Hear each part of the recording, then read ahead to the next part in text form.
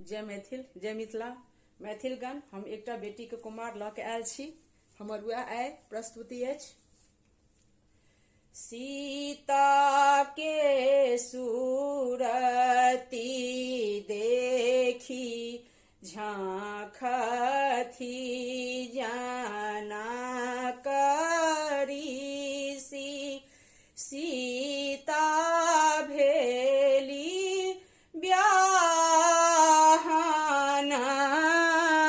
जो गहे सीता भेली ब्याहना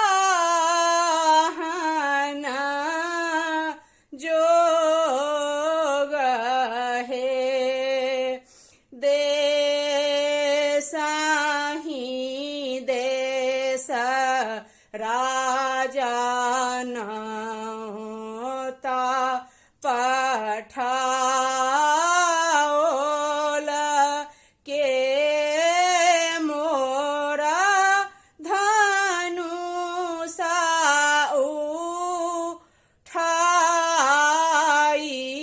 हे के मोरा धनुषा उठाई है। मुनि जी के संग एक बालक आओल मुनि जी के संग दुई बालक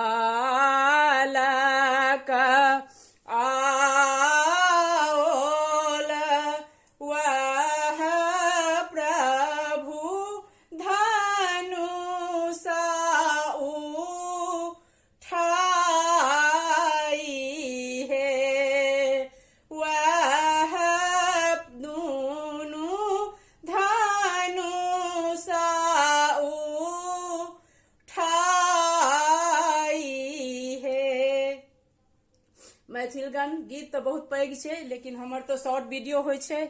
आइ कनी तबियत खराब छलै, जे त्रुटि भेल हो माफ करी। हमर ई गीत अपने सबके नीक लागे तो लाइक सब्सक्राइब करी, कमेंट करी। धन्यवाद। जय मैथिल जय मिथिला, मिथिलांचल की जय। हम सब मैथिल एक छी।